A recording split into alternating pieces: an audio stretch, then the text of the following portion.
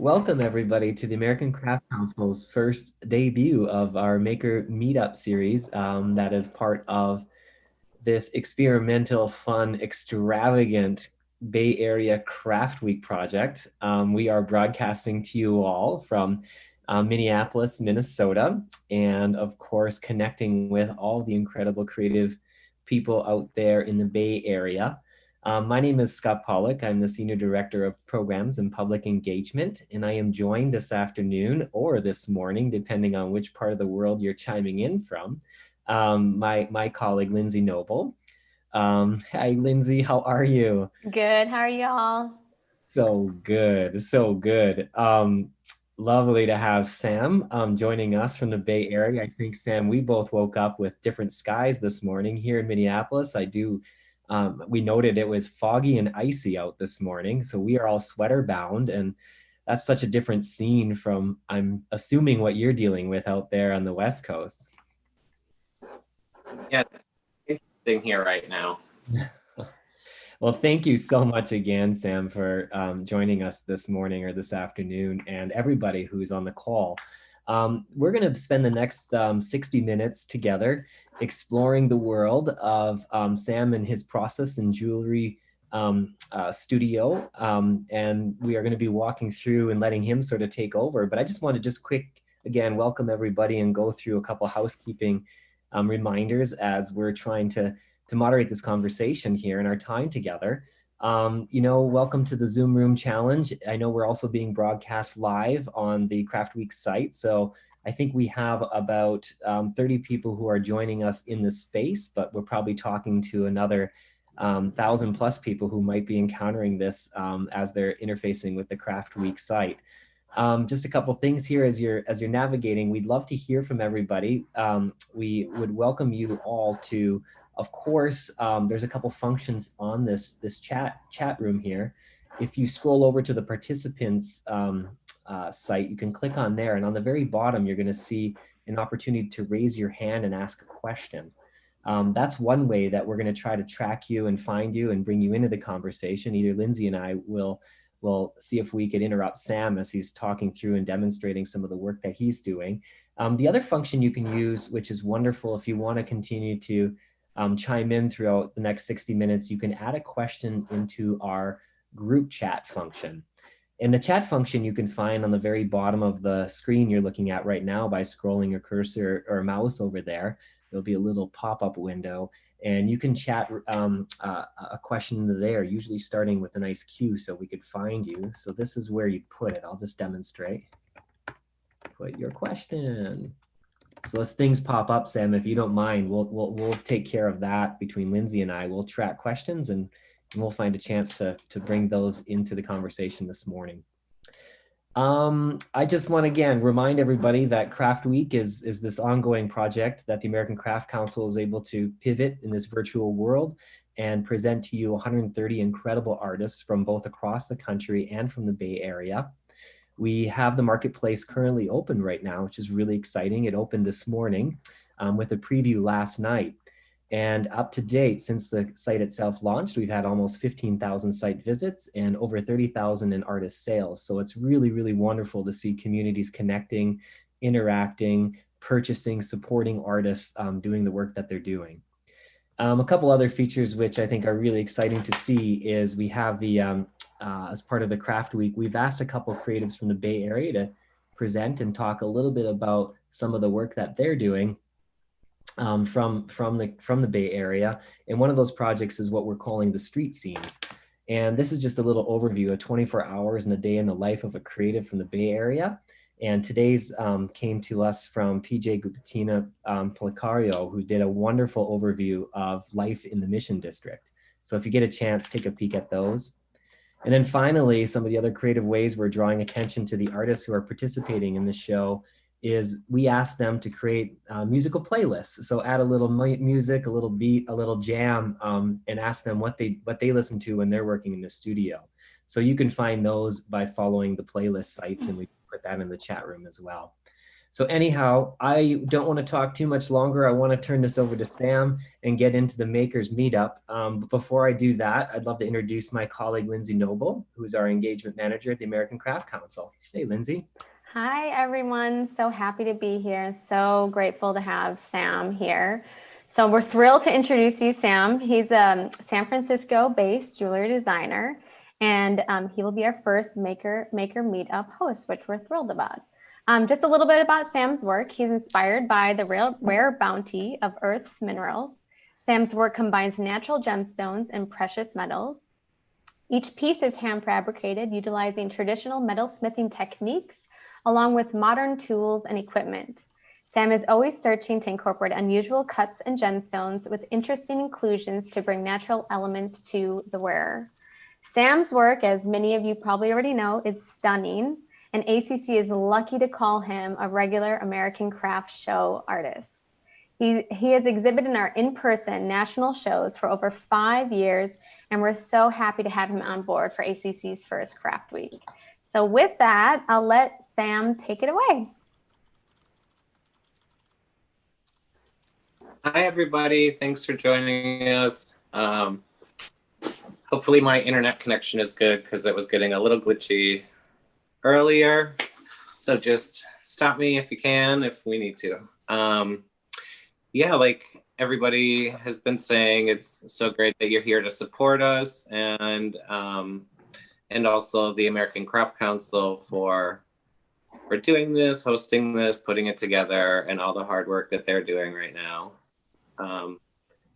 I think we're going to try and touch base on some of the questions people have asked already, and one of those was something that was integral in growing my business, and I think that opportunity with American Craft Council to exhibit and bring my work in front of people has really helped grow things.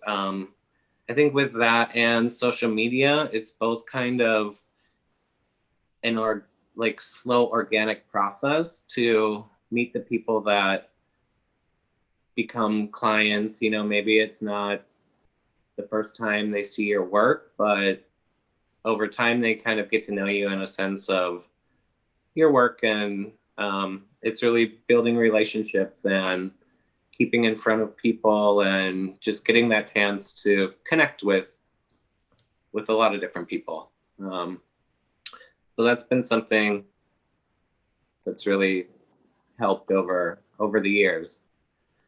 I'm here in my studio in San Francisco. I'm in the Castro district. My studio is in my home, which is wonderful for a commute. I've looked at moving it out of the house and into a bigger space, and then I kind of keep coming back to that I'm happy in this space for now while it allows. I think I'm gonna try and flip the camera here for everybody so we can get a little view of the studio.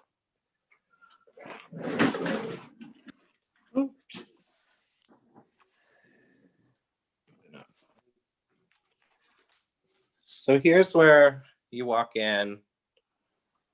It's a small, San Francisco, so we try and utilize all the space we have.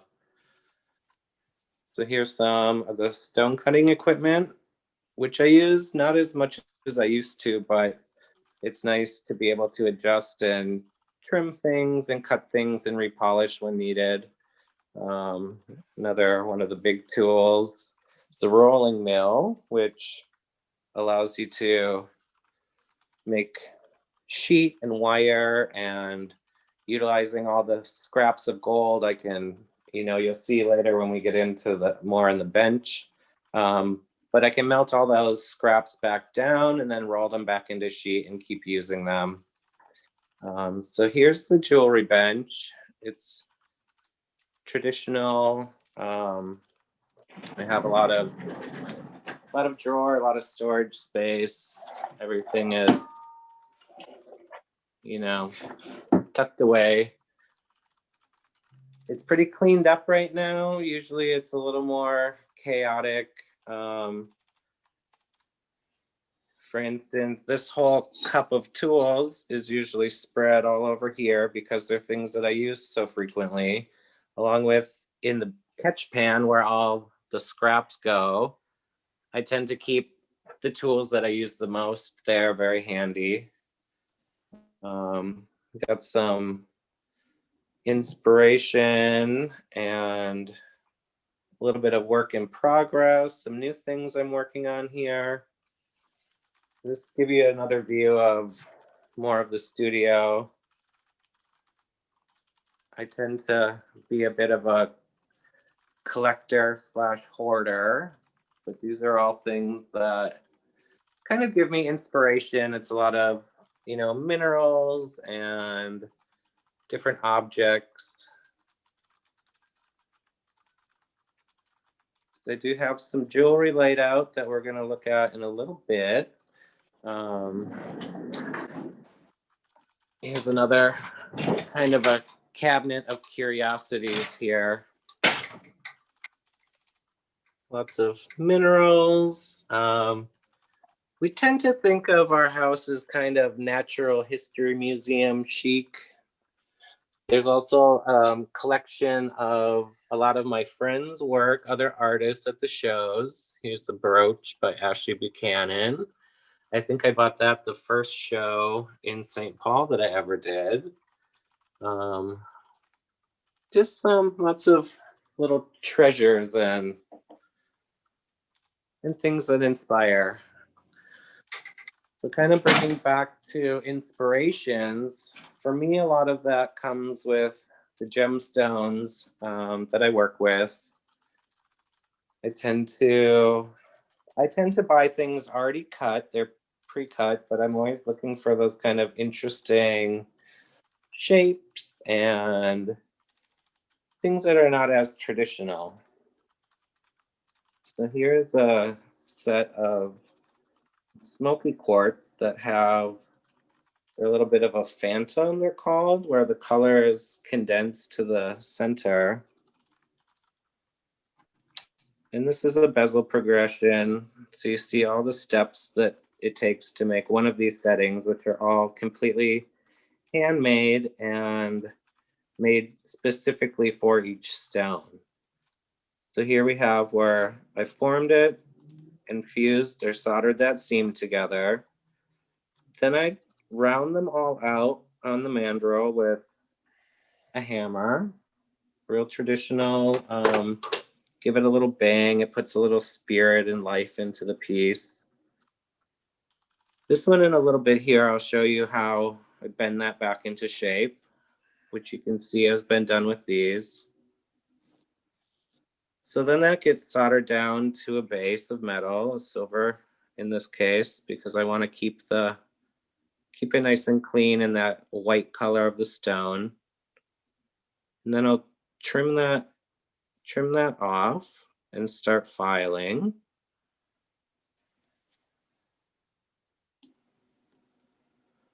So we get here where it's filed down, and then it goes to sanding. And we end with a nice, clean, textured setting. So then those will all be, this is all planning to be one piece. It'll be a bigger necklace. So then we'll get into constructing later. But a lot of times I'll end up with having a lot of these settings here on the bench, and they'll tend to sometimes hang out for a while. Sometimes I know right where they're going into. We'll get making pieces, but sometimes it takes a little while for that inspiration to hit. So we'll end up, some of it just hangs out for a while. Here's another kind of pile of stones that are sparkling at me lately and wanting to get into pieces. So I'm thinking if we want to do the demo for the bezel, I can get Seth to come and hold the camera for me while I form this back into shape. Hey, Seth. Coming. So this is a little bit of a trial and error, and my husband here is gracious enough to try and help hold this over. We're gonna try and do this over my shoulder, so you can see. You might have to kind of get in there. This is terrific. Sam, can you hear me? Yeah, I can. Thank you so much for this setup. Wonderful to have the help and assist. Thank you. We Yeah. did have one quick question for you that came in. We're just curious about where you find your favorite, like what is your favorite gemstone and where do you look for them? Yeah, so I love a lot of different things. Tourmaline is one that's such a variety of colors. Aquamarine and, like I say, these smoky quartz. A lot of times when I'm putting collections together, and we can kind of look at this one and get into showing the work, it's a bit of a color story. And so things come together in combinations that maybe I'll find an aquamarine that has some little orange inclusions in it, and then that'll spark, to put some orange sapphires with it. So I tend to buy most of my stones already cut and polished. I travel to different gem shows, Tucson, big one, where people from all over the world are there selling. We're not quite sure how that's going to change in the future with with what we're all going through with COVID and the global pandemic and people not traveling and doing things that we used to do. So we'll just kind of see how that goes. But when I'm at those shows, and it's kind of years and years of like building also relationships with different gem dealers and suppliers. But I'm always looking for things that are more unusual and things that really interest me. So with these type of hexagons that I have here, I just found them really interesting and different, and that kind of gives me that bit of inspiration. I know there were some questions about setting stones and like the corners of all the angled geometric stones that I work with, and I hopefully will be able to cover some of that too. And I did And put together. one of our guests today, Roseanne, she just built on that question too. She was curious if you've ever built stones thinking about their meaning. A little, there's a whole kind of, the metaphysical aspect behind gemstones. I find very intriguing. It's not something that, having studied at GIA and looking a little bit more at like the kind of scientific how this stone bends light at this angle, that kind of aspect of gems and the process of them forming in the earth is a little bit more where I put my, interest and studies. But with that being said, there's always certain stones that I'm drawn to, even being something like pyrite or fool's gold, that I find the structures of them and the way that they form. So this is the piece of pyrite that's very cubic. It just looks like such a cool formation. So there's things like that with quartz or pyrite, or I don't know if it has to do with their energies or what exactly it is, but I tend to gravitate towards things like that. Also with the tourmalines, I know there's a lot of talk about vibrations and I don't, there definitely there must be something to it because I tend to gravitate back towards the same things, but I also feel like that's a little bit like, depending on what book you read, they're all a little bit different. So I don't know, it's interesting, but it's not exactly where I put all of my focus. So should we try and do a little forming here? So this is something that, maybe sneak back in here. So this is the bench peg. This is kind of the whole working surface of the jewelry bench. I'll kind of start with one of these sides. I like to find exactly where the seam is, so I can make sure that that's not going to be on a corner. So I'll start here. I'm kind of constantly going back and forth between the different sides and establishing that. And it's a real kind of back and forth patience with kind of forming and checking and seeing where things are at. So you can see here where we're already starting to take on that hexagon shape. So I kind of fit it over here. Maybe a little more light. And then being that this is 22 karat gold, it's very soft, so I can kind of push it up into shape to get the sides established. And then what I would do is go back in with the pliers and really define those corners and edges. I always want to make sure that I'm keeping everything parallel, and then kind of work the bottom edge and then the top. So now you can see here, I have a nice sharp corner.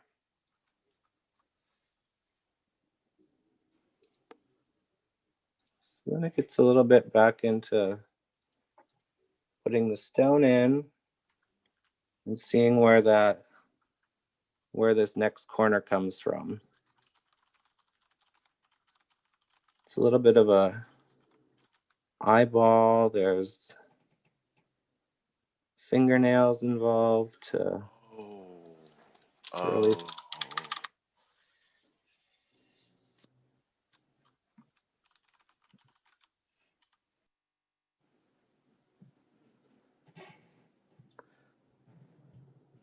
So here we have kind of the starts at the bottom that are nice and tight, nice corners, straight edges. And it's really a kind of slow, tedious process of finding exactly where that is and making sure everything is lining up.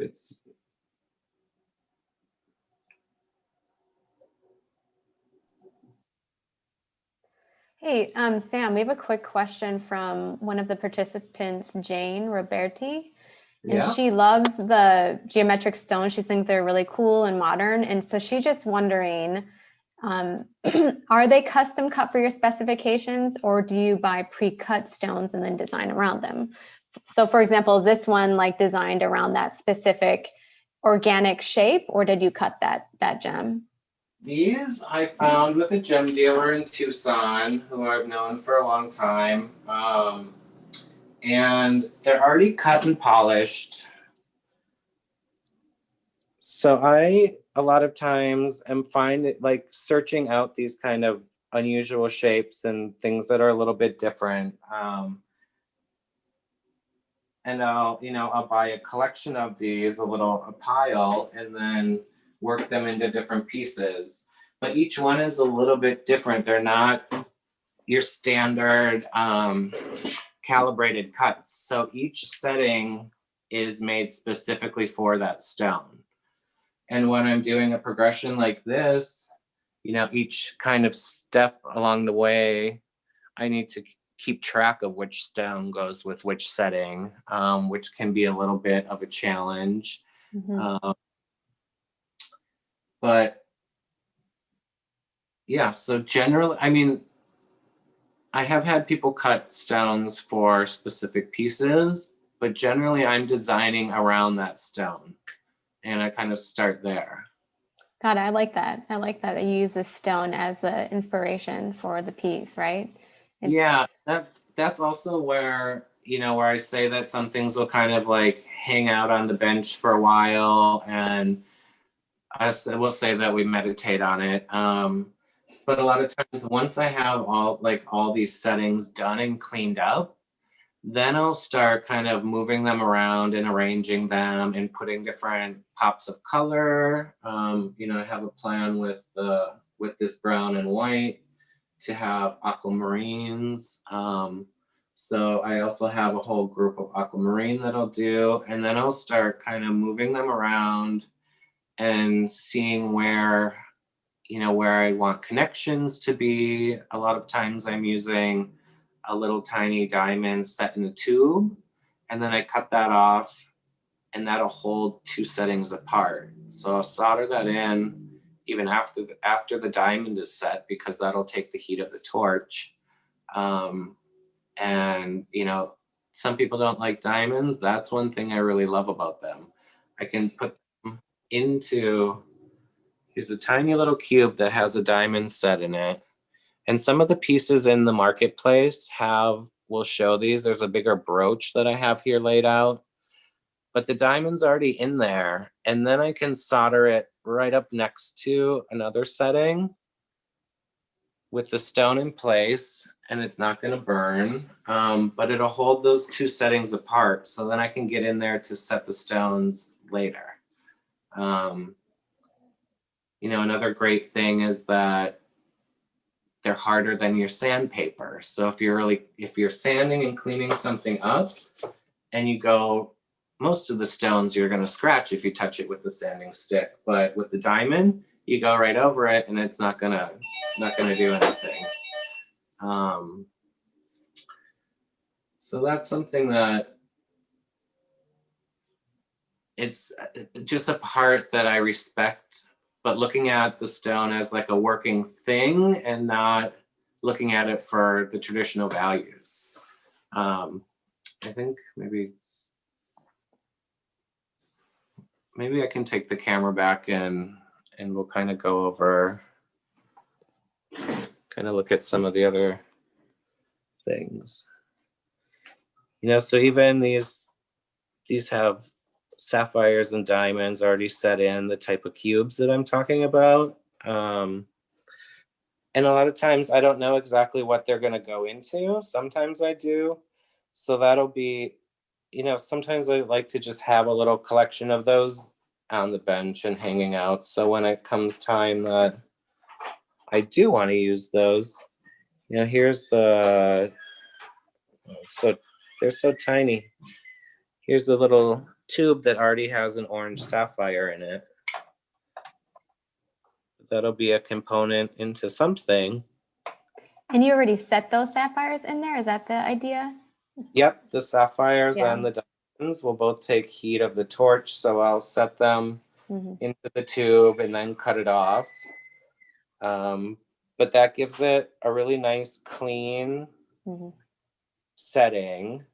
And then if I'm gonna, let's say, something like this, it has a height to it. But if I solder this right up next to it, it would be really hard to get in there to set something later. But now that it's already in there, I don't have to worry about that. Wow. And here's what I mean.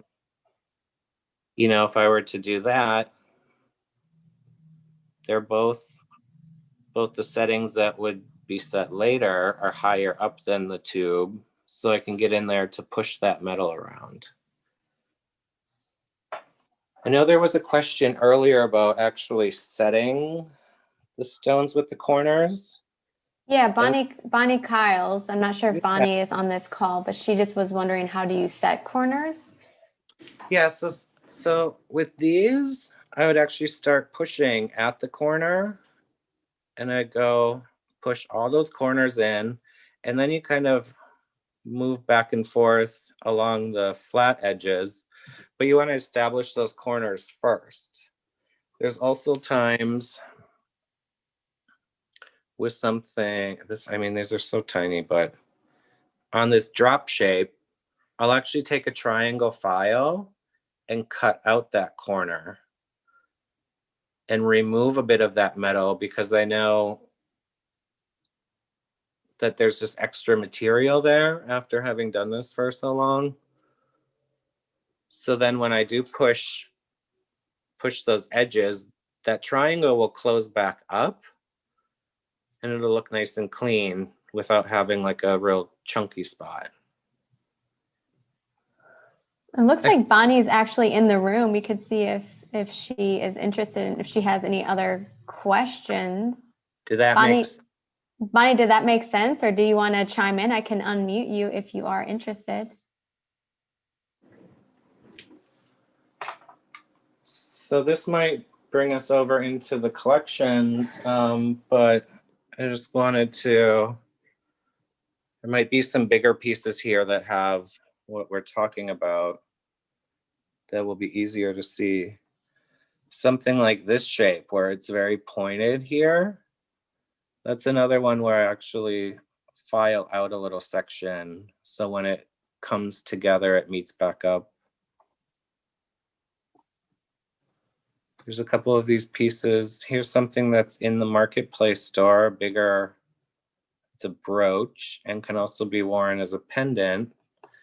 This has a couple of the little cubes with the diamonds set in them that I was just talking about.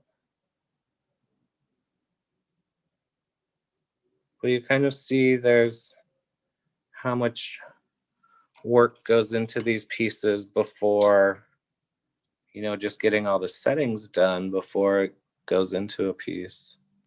That is a beautiful collection, Sam. One question I had for you as I've been watching and following along on your collections and now seeing how you're putting your work together was, do you find yourself building from success or similar patterns in style design, or do you try to move in new directions? And to what degree does participating in marketplace events like the American Craft Council show or the Now Craft Week help you find new directions for creativity in your practice?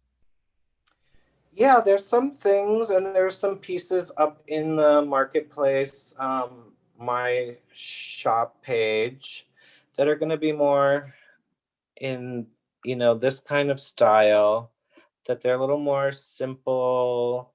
These are things that I can make over and over, where it's not always the one of a kind pieces. They have a nice price point. They're a nice, a gift.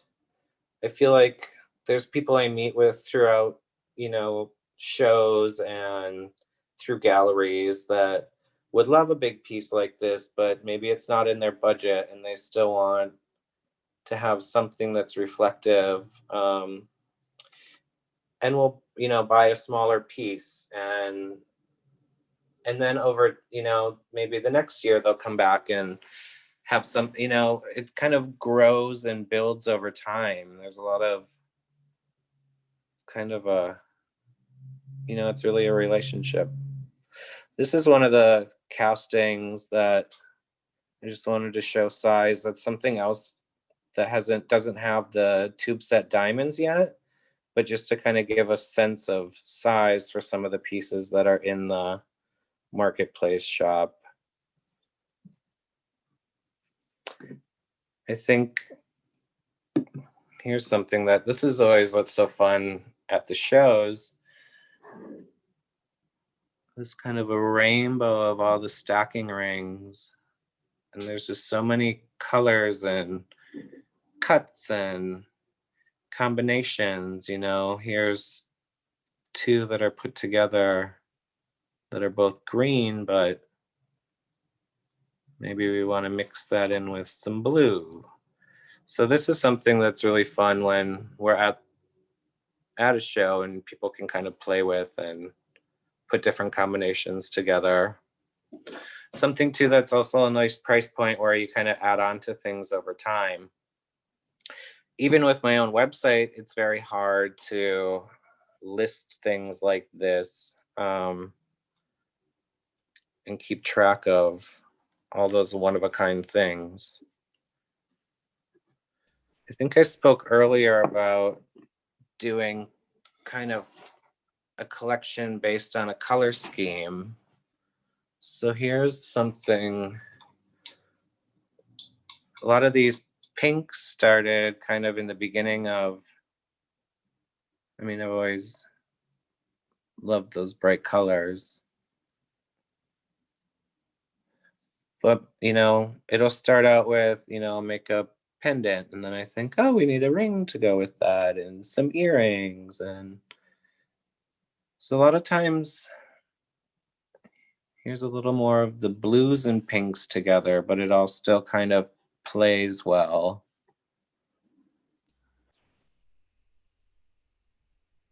Here's something that started off recently with the purple and blues,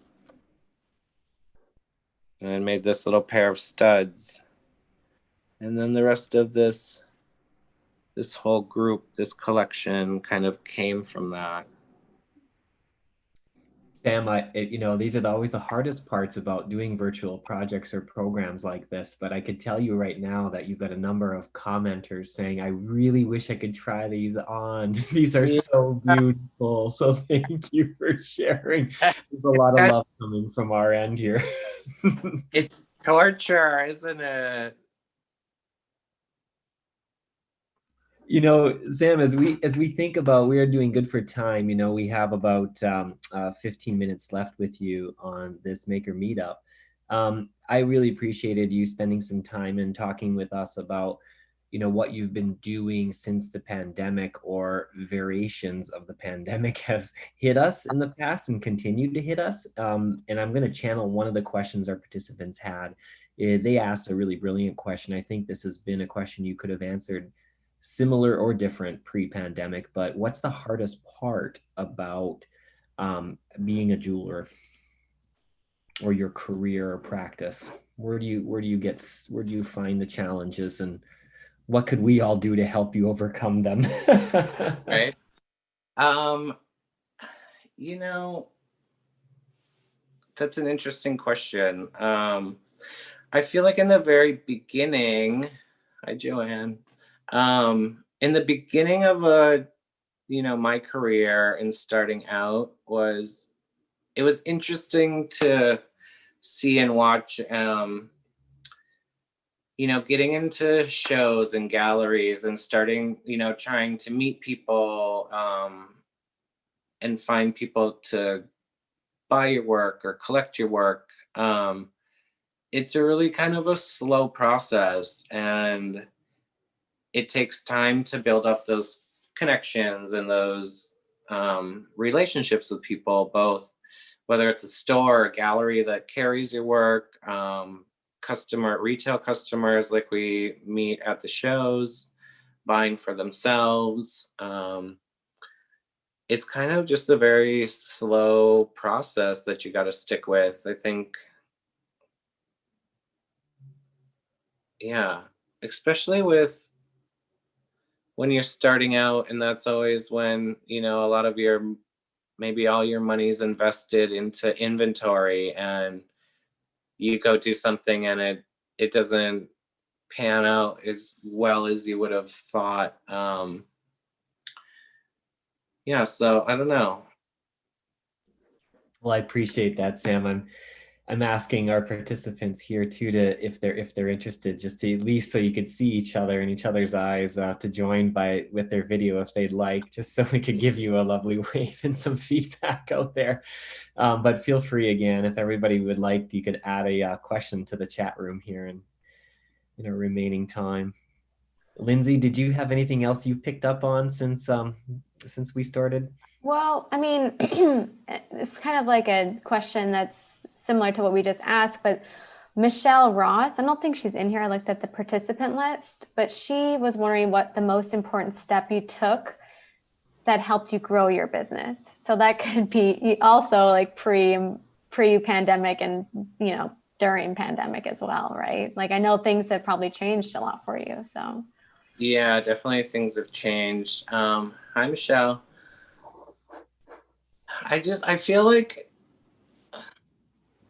both with, like I've been saying, with doing shows and like just keeping with things. I feel like it's kind of the same with social media, that it's a slow kind of organic building. I feel like kind of trying to keep authentic to who we are as an artist and represent ourselves just by, I don't know, with social media too, it's interesting where, you still want to have your own voice, and have that come through, but also be kind of consistent. So I just kind of take things slow, and I've, I'm in it for the long haul. This is like my passion. This is what I do. It's how I make a living. It's all I know. It's like there's no plan B. So I'm, this is, this is it. yeah, this is it. And I'm going to keep doing it, and we're going to just keep making it work. But I am very, very fortunate for the support that I get and the interest in my work, um, and being able, that's another thing with online sales. Like when you're in person and somebody puts on a piece and you just can see them like light up, like that joy that it brings them. And that makes, me happy. And all my creations, I feel like, are my children, so when they find somewhere else to, somebody else that loves them as much as I do, and they get a little forever home to go live with, it's nice. And then that makes room for more little children to come along. Output. It's a weird way to look at it, but sometimes it makes sense to me. I send out a collection to a gallery, and I think it's like sending your kids off to college, where it's like, okay, I made you, I raised you, like time to go out into the world, and hopefully you don't come back. But if you do, it'll be good to see you then too. Or when I get things back after they've been somewhere for a while, and it's like you almost forget that. It's like, oh yeah, there you are. So I don't. We do have a couple questions about your social media. So Jenny Fong had a question. Jenny, do you want to just chime in? We can unmute you and see. Do you want to ask your question? Let's see here. Oh. Hey, Sam. Hi, Jenny. Hi. I've met you a couple times at different ACC shows. It's good to see you here.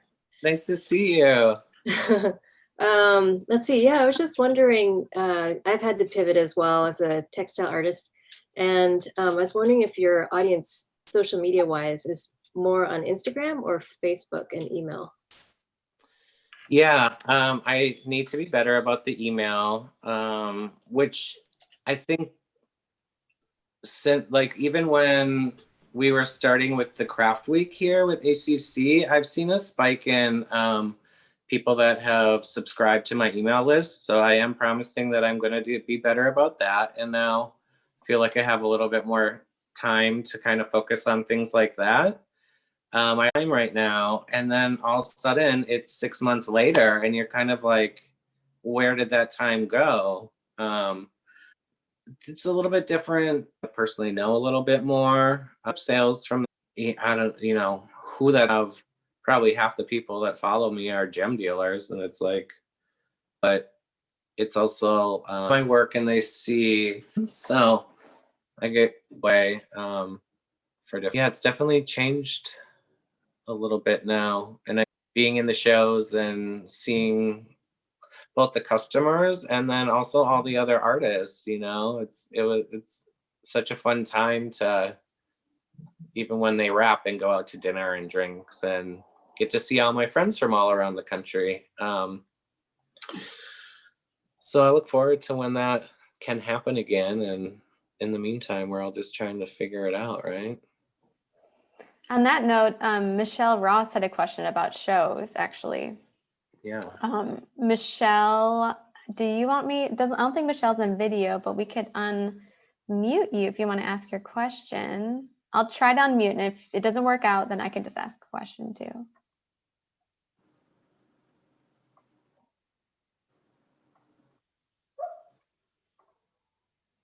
Okay, well, I'm not sure if it's working, but the question is was there ever one, or is there one particular show you think made the most impact on your business?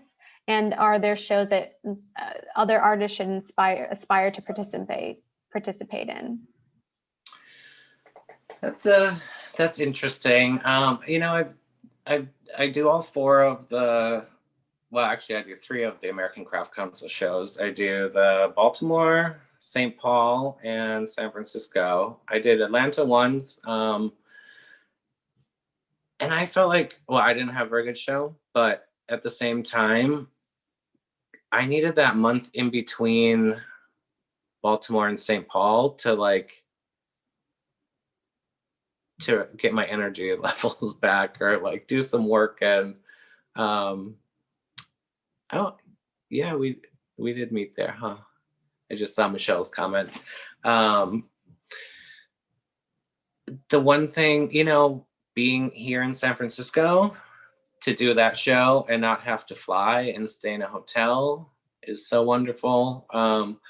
That also, you know, I think this would have been my third or fourth year there, but meeting people that already know my work from galleries here, you know, I got a lot of people that were like, oh, I follow you on social media, or I know your work through this gallery. But then being able to have that connection, I think really helped.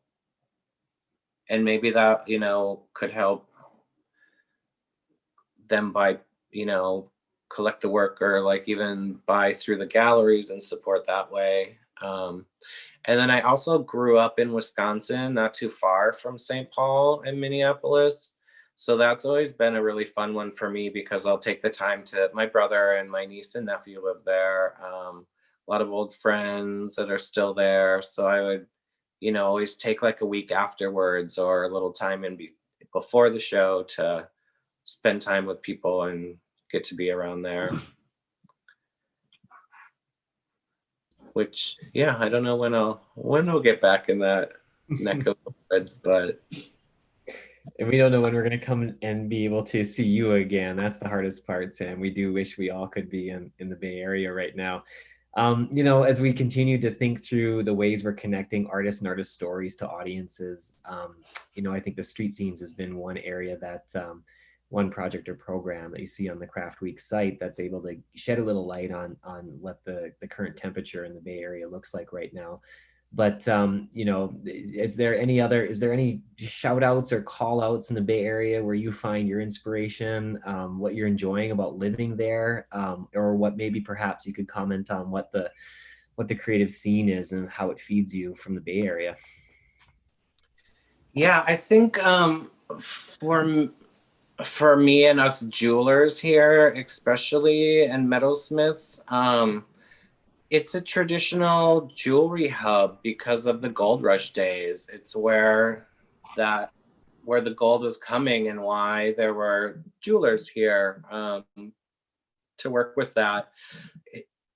It's also, you know, with the Metal Arts Guild and organizations like that, there's a lot of like sense of community, people sharing. I have a huge group of kind of similar aged, we're all kind of in the same general area of our business, but a wonderful group of designers here, and we all share both times hanging out, but also, you know, business tips and different things like that. I find that San Francisco has a very sharing community when it comes to jewelry, and art in general, which is not always the case. So I'm very fortunate for that.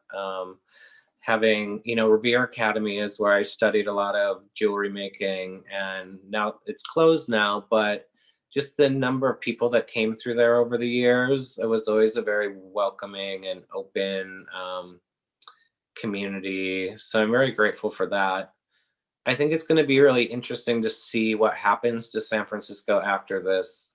You know, where it goes from here, because you know, rent is so high, and that's starting to come down a little bit. And there's been a big mass exodus of people leaving the city, and a lot of the tech workers and people are working more remotely. And, you know, I just saw like Pinterest got out of their super expensive lease because they're going to be doing more.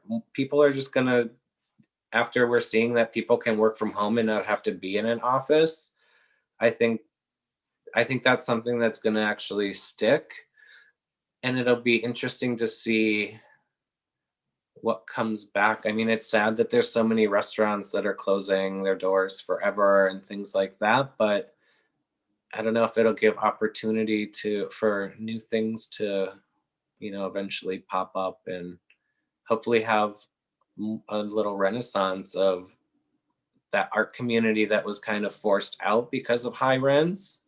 Hopefully some of that will come back. I see some questions coming in. I didn't catch that. We have a question about, let's see here. What is your favorite resource book from Bonnie? Resource book. You know, I actually, there is Alan Revere's Professional Goldsmithing is one that every time that I need to know what size to make a ring, I flip to the chart in the back of that one. You know, there's a mathematical equation, but it's the metal's this thick and you want it this size, you cut it to this much. So that's one that I use a lot. I have a collection of like all sorts of art books that I kind of take inspiration from, that maybe I need to flip through a little bit more. You're making me desire to have a bookstore on the Craft Week site here that we could add resources and tag. I mean, the literary world and the reference and the resource is always incredible. I love what you all look at and get inspired by. It's a great question. Yeah. Jenny, Jan, or Kiona, even, anyone have any questions they want to chime in? Any other comments or anything? Thank you all so much for joining us for this and stepping into my little world.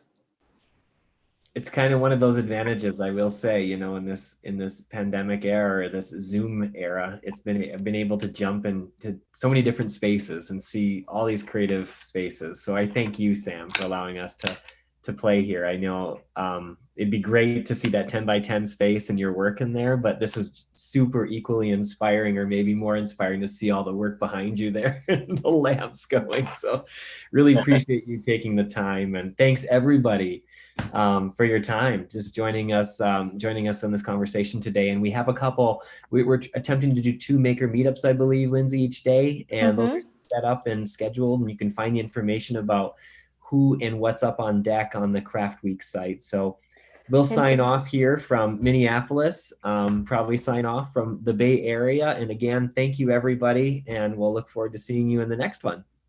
Yes, thanks everyone. Take care. Yeah.